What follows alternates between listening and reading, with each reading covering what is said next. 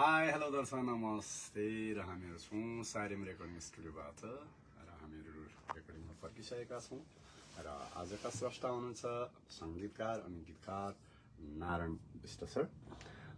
साह्रै मिठो कम्पोजिसन गर्नुहुन्छ र यहाँ यसलाई चाहिँ एरेन्ज गर्नुभएको छ सुनिल सिंह नेपालीले र यसलाई रेकर्डिङ गर्नुभएको छ साउन्ड इन्जिनियर विप्लवजीले। ओके केही जाओस्।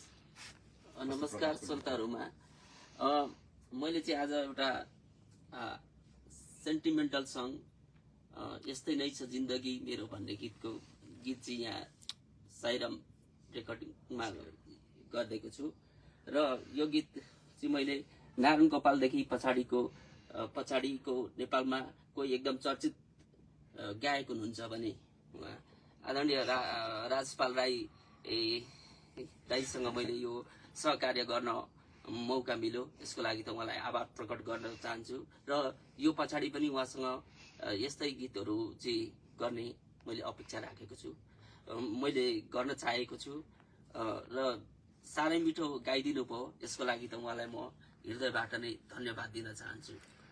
Thank you. Narayan Bisht sir हुनुहुन्छ, साह्रै मिठो कम्पोजिसन। अहिले सुन्दा पनि तपाईँलाई थाहा हुन्छ, हामी सुनाउँछौँ। विप्लव भाइ बिजी हुनुहुन्छ।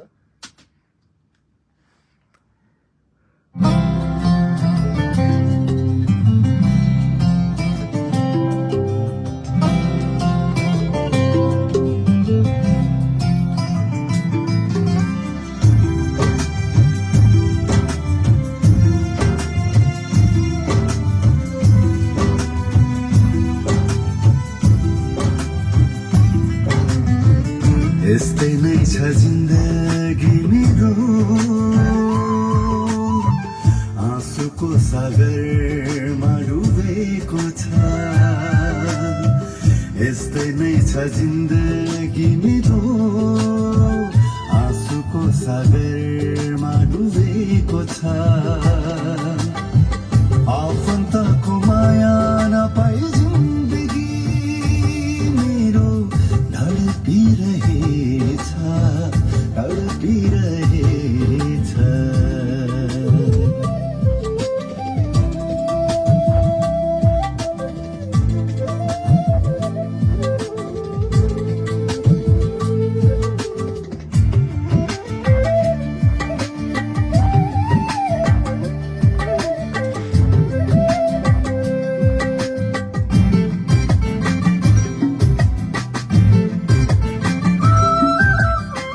बेहोस भइढले भने उठाइदिने कोही छैन, प्यास लागि पानी माग्दा मलाई दिने कोही छैन।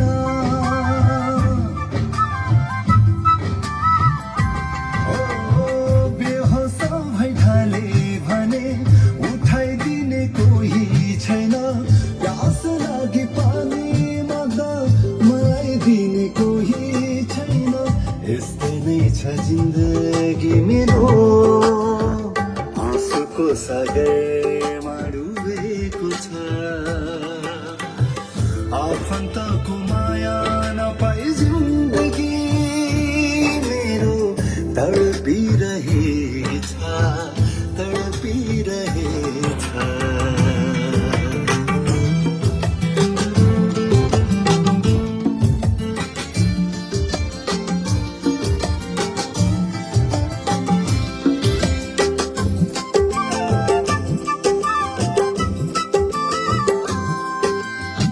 मरे भने लासमा आई रोइदिने कोही छैन, उठाएर घरमा लगी जलाइदिने कोही छैन।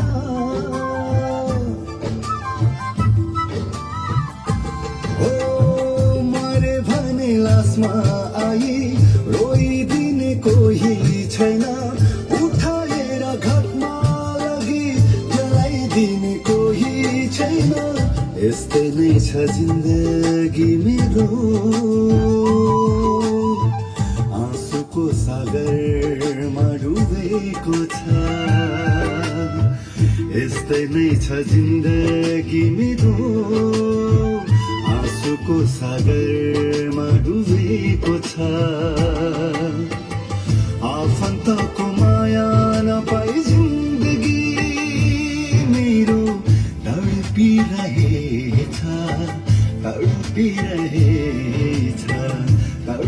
तडपिरहेछ तडपिरहेछ तडपिरहेछ तडपिरहेछ तडपिरहेछ तडपिरहेछ थ्याङ्क यू हेरिदिनु भएकोमा र यो हो साइरेम रेकर्डिङ स्टुडियो र यसका सङ्गीतकार र गीतकार हुनुहुन्छ एकै व्यक्ति Narayan Bisht sir. Thank you. एकदमै मिठो गाना बनेको छ, सायद चाँडो नै उहाँहरूकै आफ्नो युट्युब च्यानलबाट आउँदैछ, प्रतीक्षा गर्नुहोला। अहिलेलाई हामी बिदा हुन चाहन्छौँ। दर्शन नमस्ते।